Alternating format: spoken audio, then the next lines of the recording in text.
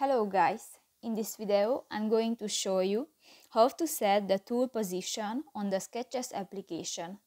But first of all, I just want to mention, please don't forget to subscribe to our channel, because at 100,000 subscribers we are going to show you our YouTube revenue statistics and growth strategy, how to make money online.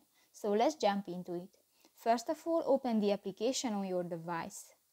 Tap to the 3 point on the upper left corner of the screen and go to the settings section, and here you can find the tool position option and just tap on it, and here you can select 3 options: left, right or down. Just select one and step on it and done. So that's pretty much it for this video guys. See you in the next one. Bye bye.